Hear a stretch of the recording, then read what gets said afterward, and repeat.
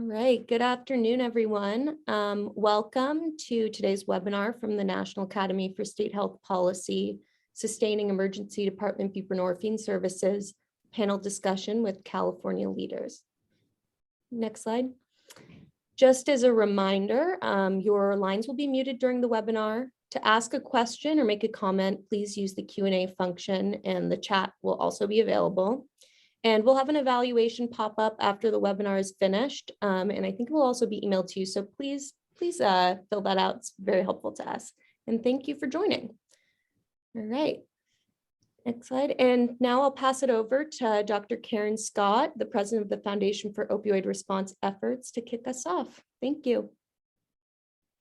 Great. Thank you so much, Mia, and thanks to the team at NASHB for putting on this webinar this afternoon. As Mia said, I'm Karen Scott, president of the Foundation for Opioid Response Efforts, and so pleased to be moderating this webinar this afternoon. Not only does the webinar bring together two of our grantees, who you will hear from, but more importantly, this is really a great opportunity to bring together both practice and policy, so that we make sure that we are learning from effective solutions that can work to address the opioid crisis. And we can think together about how we spread and sustain those solutions around the country. It's clear, certainly to us, that strengthening care delivery in emergency departments to treat and support people with opioid use disorder is one of those critical, effective solutions. So really pleased that we have this opportunity this afternoon to begin to discuss about how we spread and really make this work an integral part of our healthcare delivery systems. But for those of you not familiar with the foundation, I'll share just a little bit about FORE before turning over to our guest panel for this afternoon. So if I can have the next slide.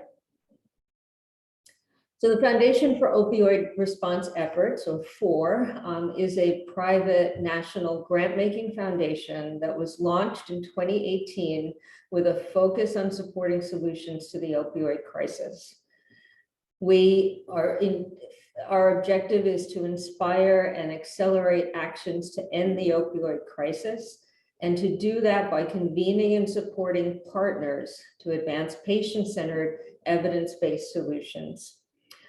We really strive to put patients and people with lived experience at the center of our work, and to fund work across a number of different pillars: professional education, payer and provider strategies, policy initiatives, and public awareness. And it really reflects the work of the board of the foundation and the staff of the foundation in understanding that all effective solutions are really going to have to be multi-pronged and have components of all of these streams of work in order to build effective systems. Certainly, this webinar this afternoon is reflective of that approach. The next slide, please. I'm very proud to say that in our 2+ short years of grant making, we've now awarded 64 grants so far, totaling just under $30 million committed to a range of work supporting solutions to the opioid crisis. Our major programmatic areas right now include nearly 20 projects focused on improving access to treatment for vulnerable populations. Our second program that we launched during the COVID pandemic was a series of grants to be responsive to what we heard were issues and gaps during the early months of the pandemic. And to that end, we support a number of organizations trying to maintain access to recovery support services during COVID. We also supported a number of health services researchers to better understand and try to learn from changes that we saw taking place during the pandemic. So for example, the increased flexibilities in using telehealth for prescribing and treating during that were made available during the pandemic, increased flexibility around opioid treatment programs and take-home doses for methadone. And that work continues, and I think will really yield a lot of important information as we contribute to the conversations moving forward. Our most recent programs launched in the last few months include an innovation challenge program where we really wanted to get some work going that was multidisciplinary and focused on some of the really long-term tough barriers to making significant progress on the epidemic. One of those is certainly around stigma, and we're supporting a number of projects to train different professionals in patient provider communications and bias and stigma. And the other area is a focus on the need for more timely and actionable data.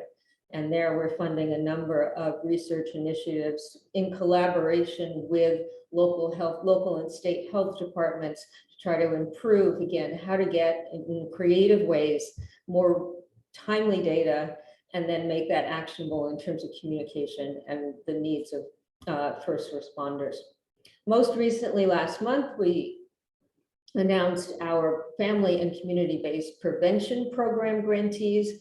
And this is really a focus on moving further upstream. This is a series of projects that will take a whole of family approach to not only helping to support perhaps a parent or caregiver who is in treatment or recovery, but also provide the supports needed for the whole family to build resiliency, and most importantly for the children in that family to support their needs emotionally in a preventive manner so that they hopefully will not develop a use disorder as well. So very excited about all of that work. And as you can see, we endeavor to have and learn from grantees and organizations working straight across the country.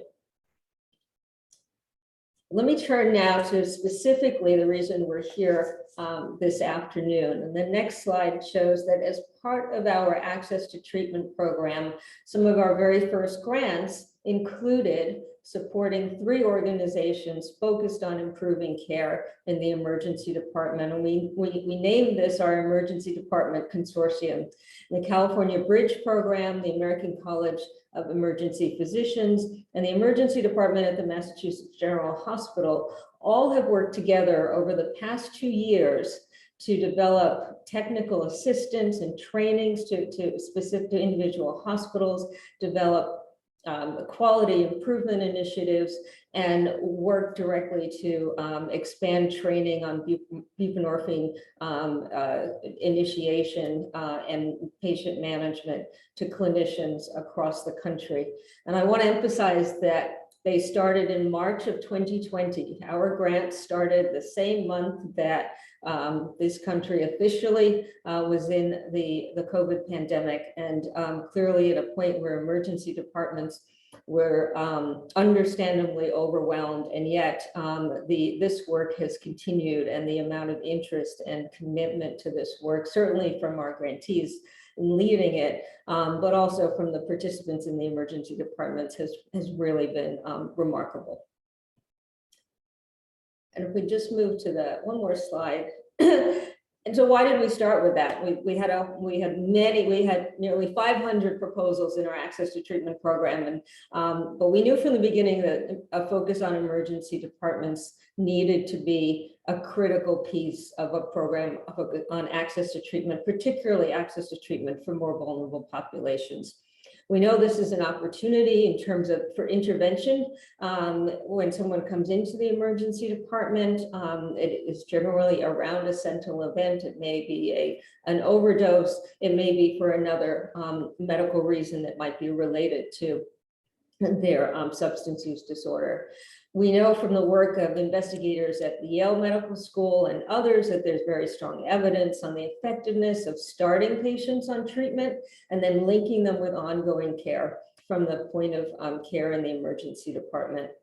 And as you see, our grantees are working to strengthen that care delivery system through training, through quality improvement initiatives, and really expanding upon models that work.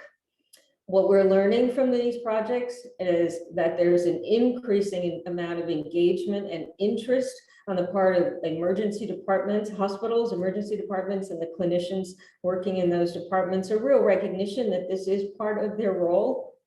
certainly in part perhaps driven by the continued increase in emergency department visits for overdoses. We see that there are effective models, but we also see great variation and the need for a lot of training as well of individuals providing care, but also of building the system so that they can provide that care. We see that the emergency departments need the structures and systems to connect patients to the next point in the continuum of care. And as you will hear, that navigators and peers can be an important part of that system.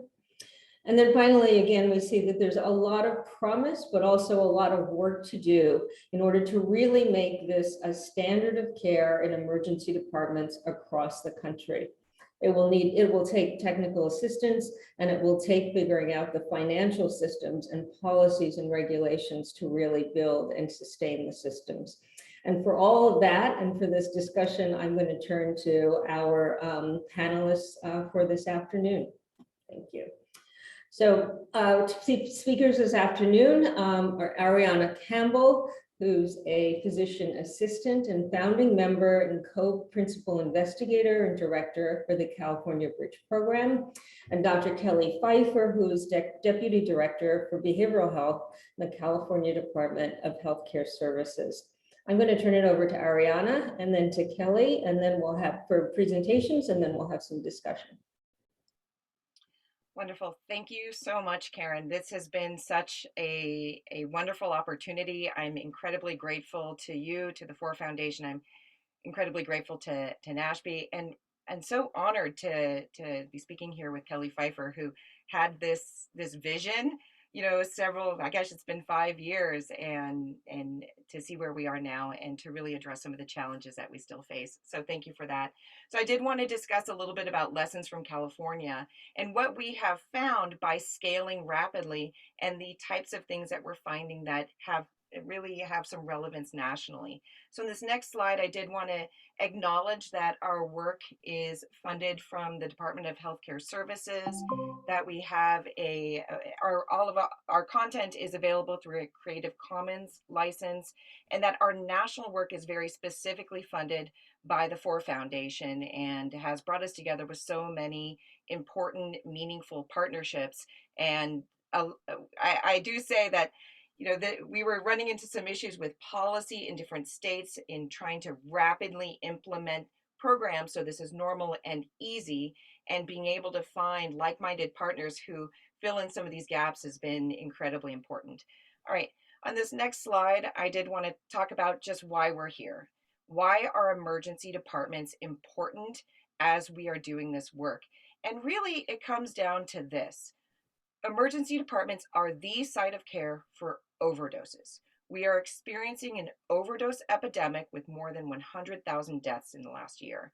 And so we need to make sure we're addressing best practices and evidence from emergency departments.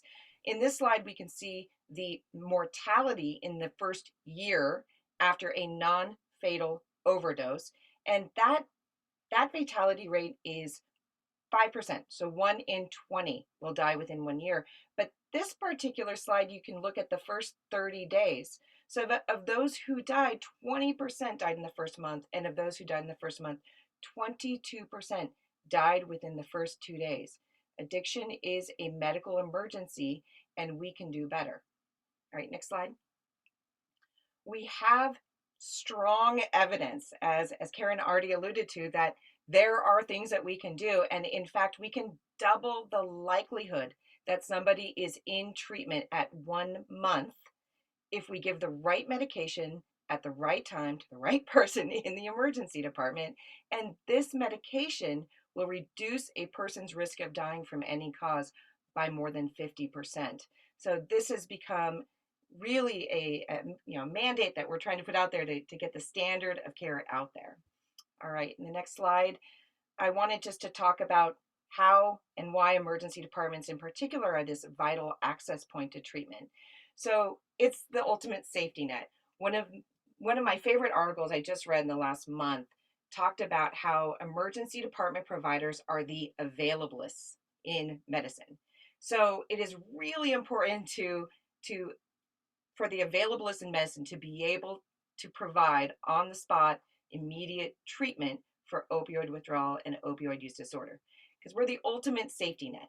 We're visible, accessible, it's existing infrastructure, often near public transportation, and we've found can reduce disparities in care when it's okay if you don't have an ID. It's okay if you don't have shoes. We have got you. We will take care of you. And it's the only setting that's able to offer all hours access to psychiatric stabilization. So it's okay if you have an ongoing co-occurring psychiatric condition, because we are equipped to take care of that. These are humans who have more than one thing, and it's okay. So it's really important that we are able to connect patients who need this care to shelters, to community treatment programs, and have a plan.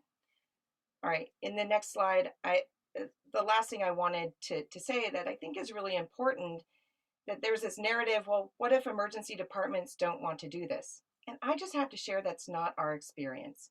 So our experience to date, through December of 2021, is in 2.5 years' time, we've had navigators who were able to see almost 100,000 navigator encounters with folks in emergency departments.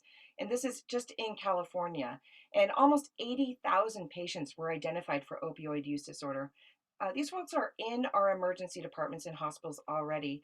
And this gave us opportunity to give buprenorphine either in the emergency department or prescribe this medication that's proved so important in care to more than 32,000 people. So we've been able to scale rapidly and really effectively by really implementing programs in the available space with the availabilist clinicians who are there. I'm going to turn this now over. I know we're going to talk about how we built this, how we scaled this, and how we keep this going, how we can do this in other states. And again, I'm very humbled to be here with Kelly Pfeifer, who will be able to talk a little bit about what she's doing from her role. So Kelly, I'm going to turn this over to you. Thank you. It's a real honor to be here. So when this work started, I was working at a foundation, California Healthcare Foundation, and we thought a lot about how to make change in complex systems, because many of you are Atul Gawande fans. He's got the book, The Checklist. There are some things where you just need a checklist. No, it's not just a checklist, there's implementation work, but when things are really crystal clear, the evidence is clear, it's been robustly tested, you put a checklist and you scale it and that solves your problem. But things are complex. You're trying to change heart and mind. You're dealing with a lot of stigma. You are dealing with some emergency departments that are tiny in rural settings and some that are busy in urban settings. These complex adaptive problems you have to think about differently. So from the foundation's point of view, we were thinking about how do you make sure you've got all of the key levers for change in place? So one is like getting the right policy right. The what are we going to do? The why part, changing hearts and minds. And as was mentioned, emergency departments in some ways were the easiest to get on board compared to primary care doctors, hospitalists. Mainly, I think, because emergency doctors are used to being the jack of all trades and doing everything, doing hard things, managing medications that paralyze people and put them to sleep. They're like, oh, whatever, buprenorphine, it's not that hard, whereas some of the other specialties took a lot more onboarding. So you have to think of, well, what, why, and how, and that's the training and technical assistance. And then finally, how do you sustain it? What's the fuel to get through the startup and then to sustain it? So those are the things I'm just going to address briefly, and then we'll open up for discussion. So how do you get the policy right? We took a key study from Gail D'Onofrio's team out of Yale that was put out in 2015, and we got a small room of people, I think Arianna was there, a few emergency room docs, Sarah Wendell, some smart policy folks, and said, this was done in an academic center, in an academic setting. How can we do it in the real world? And so we got 8 emergency rooms to pilot it with very small funds, startup funds from the California Healthcare Foundation. Then when we realized it wasn't enough just to have the right policy, how do you do buprenorphine in the ED, and then have some funds, you really needed to have technical assistance. It was hard, changing the minds of the nurses and the staff and the doctors and the administrators, and working through how do you get on the formulary and how do you solve for all these different scenarios. But when, again, you're dealing with complex adaptive systems, you can't just say, here's a cookbook, here's how to do it, here's a toolkit. You need the toolkit, you need the like training of like, this is how to do it, but you also need technical assistance to address the question that everyone always asks. Like, we're different, right? We're just different than, yeah, that's nice, you can do it in Alameda, but you can't do it in my rural counties. So technical assistance of like the elbow to elbow problem solving, something comes up, it would stop your whole program in tracks, but then people like Arianna solve it and move you forward. So we realized it's something we couldn't do it at a foundation. So we found the Public Health Institute, which is a large umbrella organization that does essentially create nonprofit startups. And that's where California Bridge started, with some funding to do the toolkits, technical assistance, and training. And also to do a lot of the hearts and minds campaigning. We did a lot of webinars and media campaigns and created champions who would then go to their peers, because what a surprise.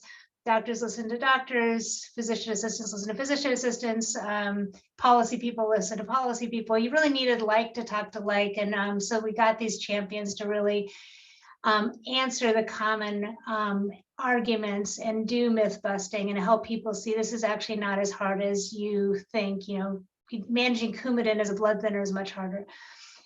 So then we needed to think about how to get past that startup funding, because anytime you try and do something new in a really busy system, you need startup funding. So it started with the foundation, then we got state opioid response funding. So lots of new federal money coming through that was administered through the California Department of Healthcare Services. And that supported training and technical assistance and small grants. And then we got a lot of hospital advocacy who went to our legislature and said, this is really hard, we need money. And so $20 million of state general fund was poured in to support hospitals to hire the navigator. We then, ongoing advocacy, that money ran out. We put in another 40 million from our home and community-based spending plan. But we really needed to solve the problem. How do you sustain this work? Because one part of the problem was solved when the code G2213 came out. So we were able to actually have a Medicaid billable code that the clinicians can use when they start someone on buprenorphine in the ED. But that doesn't really cover the navigator role. So we explored different options. You know, some hospitals would just find it worth it because the navigator role makes the clinicians so happy. Because, you know, I've been in a busy family practice myself, and I can tell you that if I've got my hand on the doorknob and someone says, I know I said I was here because I've got a headache, but I really want to deal with my addiction, either my whole day is blown, or I've got someone there who's a navigator or a behavioral health person who I can say, this person is great and this person is going to help you out. And that really makes the difference. But that person isn't a billable Medi-Cal provider up until July. So we're very excited that in California, we've decided to make the community health worker role a Medi-Cal, we call Medi-Cal Medicaid, a billable service, so that in the community health worker role can be embedded in an emergency department or a community health center or be out in the community. And that role, when we looked at nationally what CHWs have done and what we were proposing to put in a state plan, and we crosswalked it with what the navigator does in the ED, it was 100% overlap. So, you know, it's engagement, it's education, it's support, it's coaching, it's it can be done by a peer, someone who's got lived experience of addiction. It doesn't necessarily have to be done by a peer. So that was exciting for us, because we had also looked at other options. You know, should we have the SBIRT benefit, which is screening, brief intervention, referral to treatment? That's a primary care benefit because it's level B in the U.S. Preventative Services Task Force, but that didn't have that same kind of evidence, because it was really hard when you look at the MAT and the ED model to pull out the role for the navigator from the role of the buprenorphine. So we're excited. We think that there is a sustainability pathway in California. So we haven't yet gotten approval from federal government, or CMS has to approve our state plan, but we're excited about that possibility. Really excited that California Bridge, the organization, continues to grow and continues to take everything we've learned in California and make it national. Really appreciative of FORE for funding that work, because of course it isn't free, but it's still a lot less expensive and a lot less heartbreaking than seeing people continue to die of a treatable condition. So we're very, this work is so important to our heart. It makes sense. People with substance use disorder should get compassionate screening and treatment wherever they show up. And we've been doing very similar work in jails and prisons throughout California. So in an entire prison system, all forms of medication-assisted treatment are available in our jails. Almost all jails have it, and those that don't have it, we're working to get that penetration complete. We're working with drug courts, primary care clinics, mental health clinics, making sure that every residential treatment center for SUD offers or provides MAT. So we're really getting to the no wrong door place in California, and I'm honored to be on this panel, and I'll turn it back over to Karen. Thank you. Kelly, thank you. And thank you, Arianna. A terrific presentations and starting points for our discussion. But listening to both of you, I think, and for our audience today, maybe you can say, we can delve a little bit more into kind of helping other states think about what some of those next steps are. We talked about sort of the early days, the pilots with the first aid hospitals, a little bit of foundation funding. And now a lot of those tools are available, but certainly, Kelly, you talked about the first influxes of state funds to really help the hospitals start to stand these programs up. Can you say a little bit more about, for states in the audience, how they could be thinking about what the opportunities are to take some of those next steps? They call Arianna, they get some of the tools and some technical assistance. What else could they be thinking about as some of those first steps? And Kelly, do you want to? Yeah, I'll start and then I'll hand it off. So I think thinking about the levers of change, one is there any policy mechanism from the state? So we've made it now a policy requirement. For example, all residential treatment centers have to offer or provide MAT. Can you actually create some kind of mandate that makes it a requirement in your emergency departments? I think the second is knowing that the training technical assistance toolkits are there. You don't have to develop that. But the other thing I would say is like a little bit of grant money goes a long way. And I was always really surprised by how little it takes. But when I've worked at large organizations, like a very busy Medicaid health plan, it didn't really matter how big the grant was, but when my CEO saw that we had a grant for something, I had to do it. If my CEO saw me having one more good idea that I was really excited about that day, we didn't have to do it. So small amounts, our grants to the hospitals were $50,000 a piece, which is in a really busy hospital is nothing. But a grant comes with strings, and strings come with reporting requirements, and it comes with embarrassment if you don't do them. So that's why I think there's a lot of really compelling, there's just a compelling argument for small strategic grants. And then I think the other thing that we've seen make a big difference is transparent data. So some of the changing hearts and minds had to do with how do you tell a story with data? And we got a lot of traction in California by having a county by county overdose dashboard. So you could go to a county like Marin and say, wealthy people think you have it made in the most beautiful county and richest county in California, but your overdose rates and your young people are dying at rates that are way out of line compared to your general healthier county, and that wakes people up. So, telling the story with data makes it hard to argue with. Telling it with stories, and a couple key stories that help people realize these are not people who are not like us. These are our kids and our family members and our neighbors, really made a difference. Arianna? Yeah, I think that to back up that point on telling that story, because, I talk to a lot of folks who say, well, we don't really have that problem in my county. And I know that because I said that. And then I looked at the overdose dashboard and looked at the data. So I liken this to, what if emergency departments did not treat chest pain as their standard of care? People would be dying from preventable cardiac deaths, right?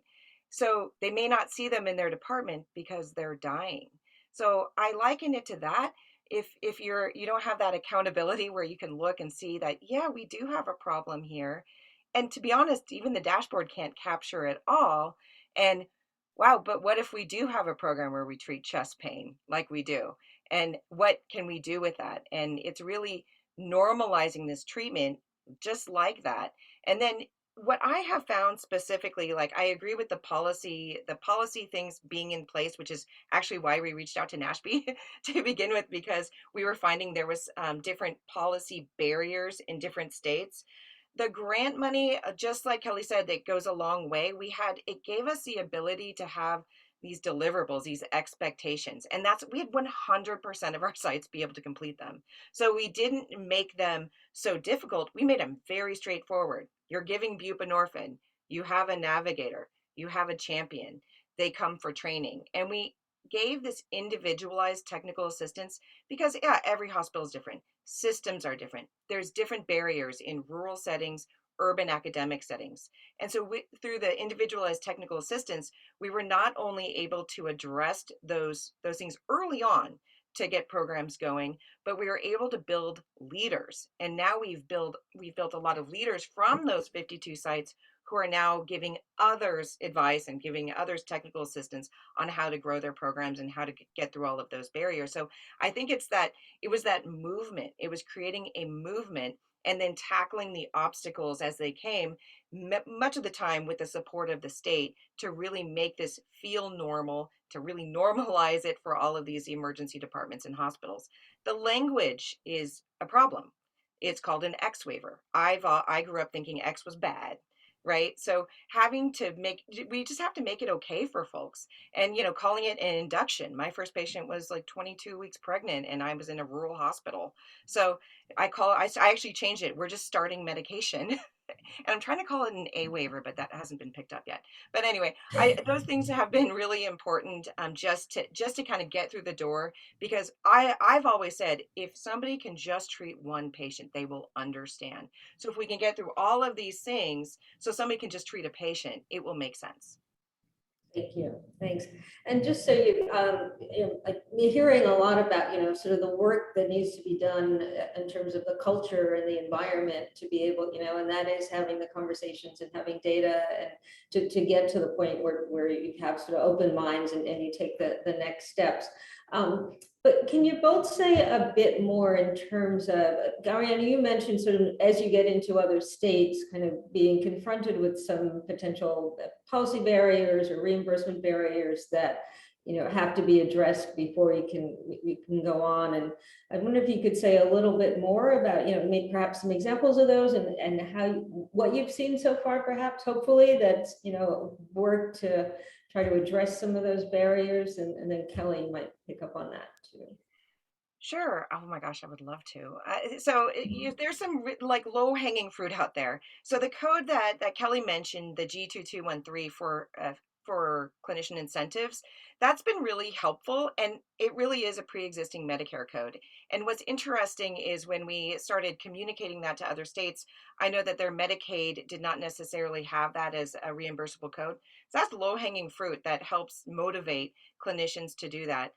But some of the barriers I ran into that I didn't experience in California are pre-authorizations that are required for buprenorphine treatment, caps on the amount of the amount of milligrams that can be prescribed, because that's problematic with the fentanyl right now in our drug supply.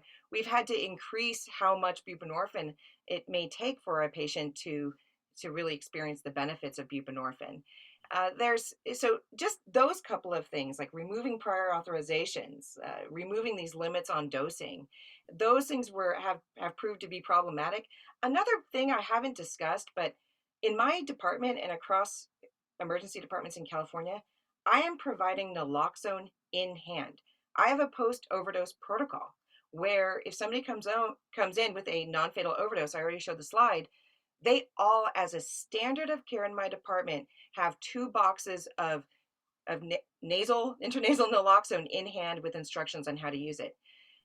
Of those that we have distributed in the last year, 22 are known reversed from the naloxone we actually handed out from our emergency department. Why? Because we have folks in our emergency department who don't know how to access services. They just know about the local emergency department.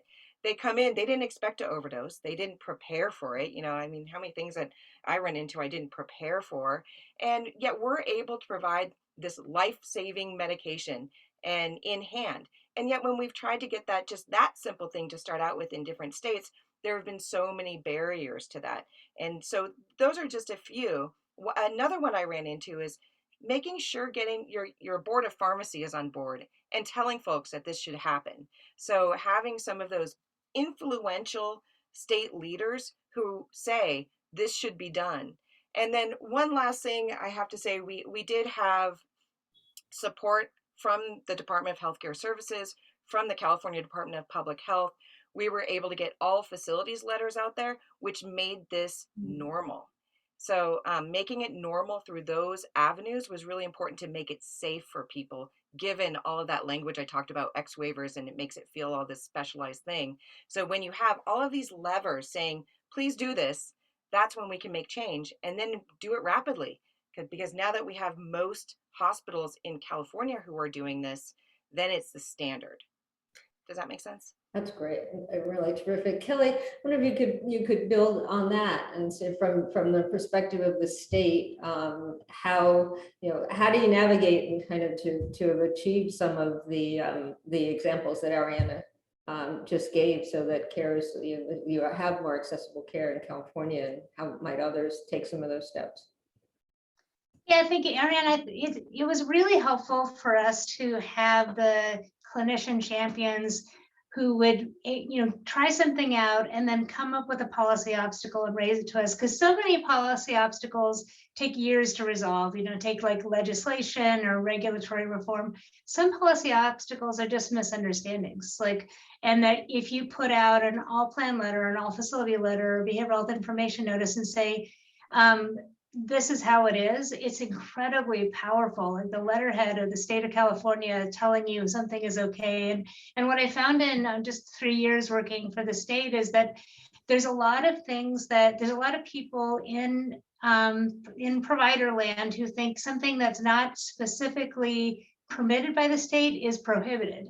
And there's other people who think, and a lot of ED doctors fall into this line, and EDPAs, like if something's not specifically prohibited, it's encouraged. But you have to actually meet both. You have to be able to encourage the early adopters who are going to take every single little gray zone and explode it. And then you have to address the rule followers who are saying, if I don't see it in writing from the state of California, I'm not going to do it. So some of the things that we did to facilitate things were just decisions. It's a policy decision. Buprenorphine should be easy to access. If you make buprenorphine hard by putting any obstacle between that pill and that patient, people will die. So it was easy for us to internally decide 0 prior authorizations and to mobilize with our commercial plans to have all of the commercial plans agree to have 0 buprenorphine authorizations, to make have a public order for naloxone so that it could be dispensed without a prescription, to allow naloxone to be dispensed at pharmacies without a prescription. These are all things that we worked on. So some of them take work, and they take working with FORE pharmacy, but some of them are just, when someone tells us this is what you need, to be able to provide that official letter and clarify those gray zones to make it easier for good ideas to spread. That's really helpful and very clear. Be decisive, Nick. Just get some clear guidance out, because we know that does often hampers being able to progress. I think you both mentioned the fact that certainly California Bridge has worked with a whole range of different kinds of hospitals and emergency departments, even within the state, academic medical centers, all the way to small critical access hospitals. And I wondered if you could each just say a bit more from your perspectives about how you have to think differently, or how much you think differently when you're working with a large hospital organization versus a smaller hospital. What are the considerations and ways of approaching the support and technical assistance? Arianna? Yeah, thank you. I love this question. So because I started my program because when this, as we've alluded to, Gail D'Onofrio, who's my hero, she started it at Yale. Andrew Herring, I was his first pupil. He came and told me about this at Marshall. And then word got out that somebody told me that this is just for urban academic medical centers. And, if you give me a challenge, I said, why on earth would my community not have access to this treatment? And I was able to implement in 6 weeks. And that was just from a little bit of a personal touch of finding a good follow-up plan. And I have no addiction psychiatrists in my entire county. It was from primary care physicians, nurse practitioners, PAs, who built this program in my county. So that initially, I knew that we could do this in any environment. We just had to address the barriers. We had to speak the language. And to be honest, some of the power of the navigators is somebody from the community, of the community, by the community, in the hospital, not just Arianna calling and saying you should do something, but somebody who've trained, who's an insider now. That was really important. So that was the power. And then how we got this into different settings, for example, rural settings, we just had to have a little bit of individualized technical assistance. We had to listen, like, what are the barriers you're experiencing? Sometimes in rural hospitals, it was just one person who thought this was a bad idea. And so we had to figure out these different levers so where we could, we could really change, really move through the barriers or the hesitancies to do that, and figure out how to speak the language of different organizations. There's certain organizations that wanted a system approach first. So we came up with a system implementation manual to address the concerns of the systems.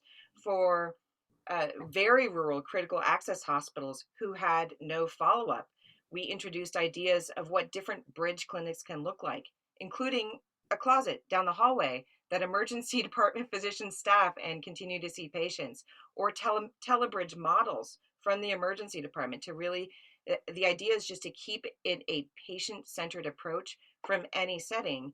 And we did publish the results on this in the Annals of Emergency Medicine from the first 52 sites. And it really does show that we were able to implement just as well in rural settings, as well as urban academic settings, suburban settings. So this can be done anywhere. There's a few key things that have to be done. And that was really what Kelly already referred, she already referred to that. We buprenorphine on formulary, have a follow-up plan, pretty simple stuff. And we've been able to find follow-up for every single hospital in one way, shape, or form. And then we've been able to start programs and improve them from different technical assistance, working through some of the other barriers that may be slowing progress. Again, it's that combination of having really important stakeholders who are invested in this and supporting it, as well as individual technical assistance to make it safe. Right. And so sorry, Kelly, go ahead. Just like small grants motivate organizations and hospitals, HEDIS measures motivate health plans and policy wonks. And so the fact that CMS has been putting pressure on Medicaid agencies to step up around follow-up after the ED for substance use disorder and mental health disorder, those key metrics, is really helping us get attention from the people that we need to get attention from to prioritize this project. And so I'm excited that those two metrics are going to drive us. I wanted to say one quick thing. Sometimes rural hospitals have an easier time, because when we at the state told the Bridge program, we want you to start addressing mental health as well as SUD, the biggest pushback are from the busy urban places, because they already have social workers or LVNs in charge of mental health placement. And the navigators came up with some like turf war challenges, like, no, mental health is mine, not yours. But the rural hospitals, you only have one person navigating, so no matter what's going on. They're already doing it. We realized we needed to adapt and just say that we want to make sure mental health needs are addressed, and have some neutrality about who does it. If is it the navigator, is it a discharge planner, who is the right person for that role? Thank you. And I wanted to stick with this, the idea of the importance of the linkage piece of this. And Arianna, perhaps you could talk a little bit more about the navigator's role, and also for you both, how you counter some of the concern that that may come out of the emergency department saying, well, why should I start treatment if I don't have any place to send them? So what comes first, and how do we move the whole system forward? Arianna? Well, the navigator role we call it the secret sauce. So it's how I really believe we were able to implement at such a large scale rapidly. I mean, if you look at different implementation models across the country, it's pretty remarkable that 200 hospitals in California are doing this, and we're going to bring that up to 300. So that has been the work of these navigators. They've been connected through a platform where they can problem solve together. They've also had a high level of training in motivational interviewing, harm reduction, and that has been very powerful to have this network of people who are, and there's some key things that were really important there that we realized from working in the emergency department.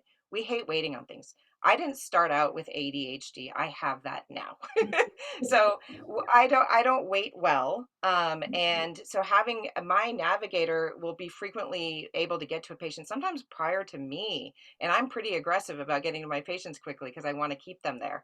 So all of that has been really important to drive better care. And it's also been a really great resource in terms of decreasing stigma.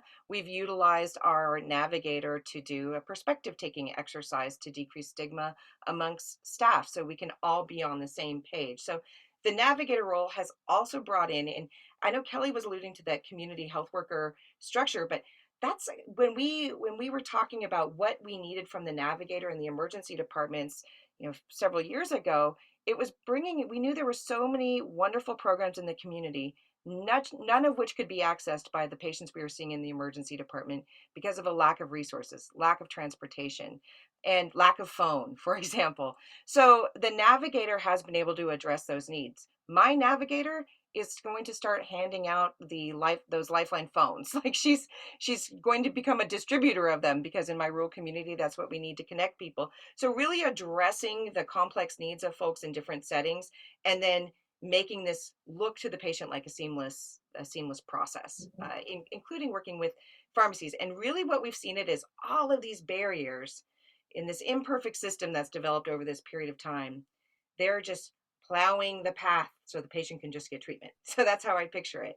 And I'm sorry. And then, so that's what our navigators are doing. And that's why that's been so incredibly crucial. And what was the second part of your question, Karen? Well, just do you see a hesitancy in EDs wanting to start treatment if they feel like they've got no place to connect the patient in the community? Yeah, that's actually one of the first things that we usually address with hospitals and emergency departments. And again, there has not been one place that we haven't been able to figure it out. It's not always perfect. Sometimes we're actually trying to drive better patient-centered, low threshold care all over the place. And actually the role of the emergency department drives this. So as somebody, I'm working in the emergency department. I'm also working in an FQHC right now because I love this work so much.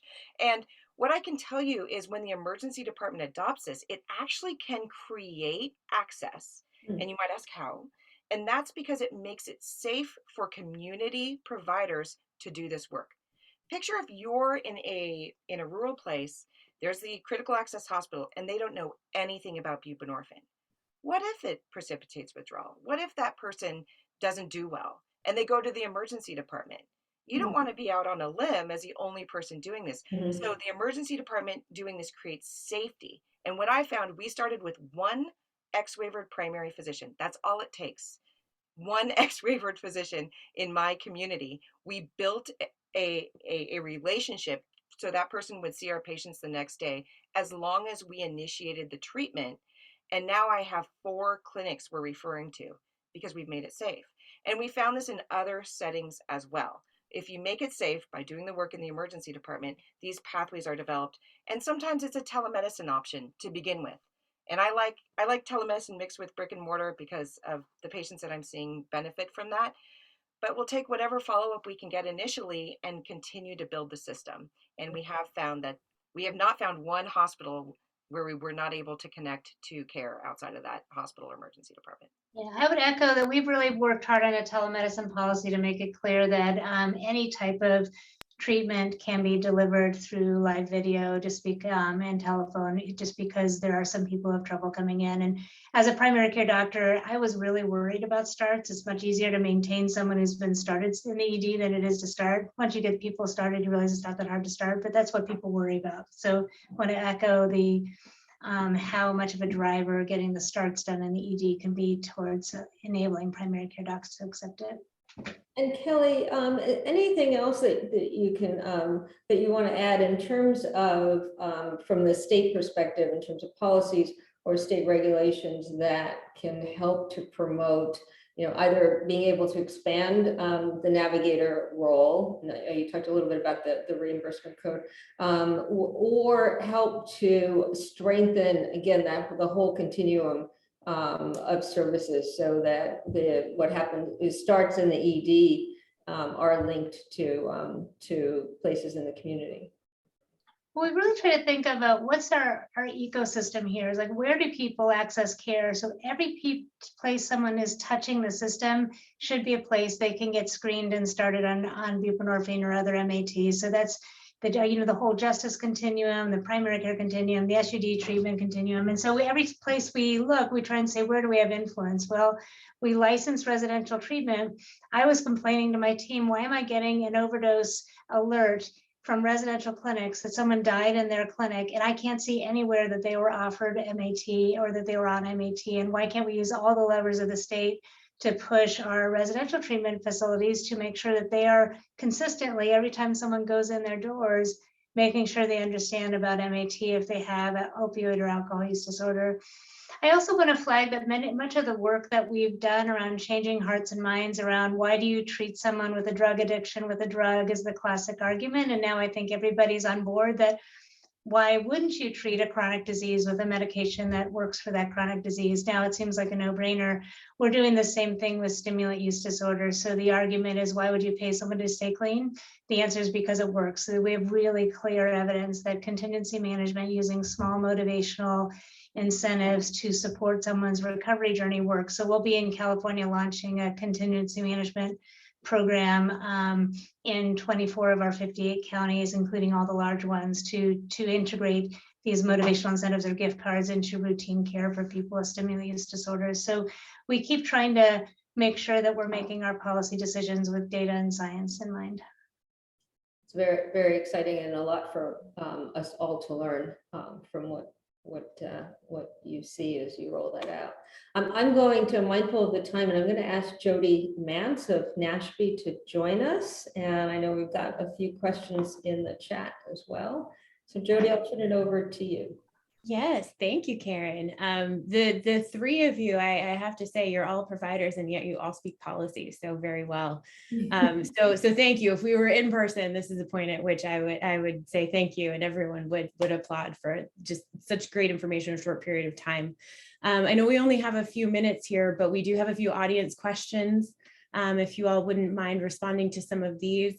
To no one's surprise, they are pretty focused around workforce and payment, which are like the two biggest issues in states right now. So starting with the first question, do California EDs also have peer support specialists? And if so, are they also the navigators or separate roles? Can you kind of talk about the difference between a peer support worker, a community health worker, and how that relates in the ED role? That's a really good question. These emerged out of separate movements. So peer support specialists are a new benefit in our specialty mental health and substance use disorder treatment system, which in California is carved out. Community health workers, which emerged really out of primary care and community settings, are a benefit within the Medi-Cal managed care side and fee-for-service. So when you think about how California delivers care, Medi-Cal managed care is responsible for medical care, physical health, and non-specialty mental health and non-specialty MAT. And counties are responsible to deliver SUD and specialty mental health. So peers are on the county side, CHWs are on the managed care side. We're focusing on CHWs because emergency departments bill managed care. Emergency departments don't bill the specialty treatment system. And so certainly someone who has lived experience as a peer can become a CHW, but we haven't yet managed to put peers as that special classification Medi-Cal benefit into EDs, because then they would have to contract with counties. So it's a little more complex in California. I don't think everyone faces the same things we do. Yeah, but I think it's important. It speaks to the difference in state infrastructures, where there are states that have very heavily leaned on peers in this environment. So thank you for that response. We're going to kind of combine the next two questions, and they follow a thread. Can you say more about the process of getting Navigator set up as a billable service? I think all state Medicaid agencies would be interested in hearing about that process. This question, I'm particularly curious about how Navigator services might be paid for in the ED. And there's a follow-up question essentially asking if the code is paying for that navigation service. So for Medi-Cal, as of July 1st of this year, the community health workers will be able to bill for community health worker services, assuming we get complete all the approvals from CMS. And so they will essentially be, they have to be a certified community health worker, and they would bill certain codes that we're establishing. So that's how it's going to be paid for, most likely in California. Thanks. Currently it's all grant funded, or it's supported by the hospital, or it's local funds. Right. Thanks for clarifying that. A couple more questions here. And this is actually a question that I had too. Are you having a hard time recruiting or keeping navigators? Seems the pay for such positions needs to be higher compared with just 1 to 2 years ago. Would certainly be interested in hearing about your experience with recruitment and retention. Yeah, I could speak to that. I've had navigators now for 3.5 years. I've had 2 navigators. Both of mine have had, and they've shared their lived experience. So that was something that, first of all, recruiting, we had resources we recruited from, but each time I posted a position, I had 4 or 5 applications and people who are very motivated to do this work. And when I've mentioned it, people call me, how do I get this job? So there are folks that want to do this. Of course, there's these deserts where it's harder to find folks. And we partnered with the National Harm Reduction Coalition to help find great navigators as well for our emergency departments. So, and in terms of retention, I have to admit, having one navigator without clinical support, that was hard. And I tried that in my own department. Lesson learned.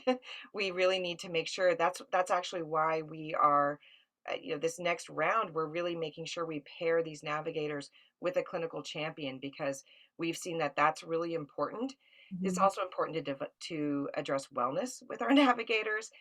In terms of pay, we have always advocated for a living wage for our navigators. That's why our navigators are working professionals, and that's really important, and something we've stressed from the beginning, that our navigators, they do a really hard job. They do an amazing job. You saw the numbers, and they are professionals in our emergency department, and we're advocating for compensation that reflects that.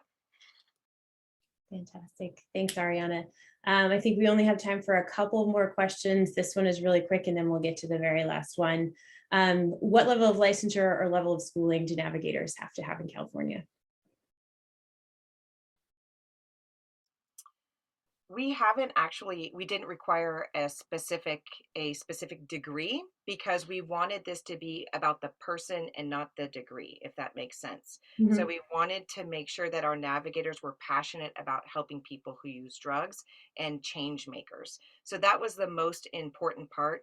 That being said, for billing and other things that we've advocated for our navigators to get their peer specialist certifications, and many actually have substance use counselor certifications as well. We also have some that are nurses, social workers. They have been of different backgrounds with different degrees, but we did not require a specific degree, because the most important part was that this person was able to connect with people who use drugs.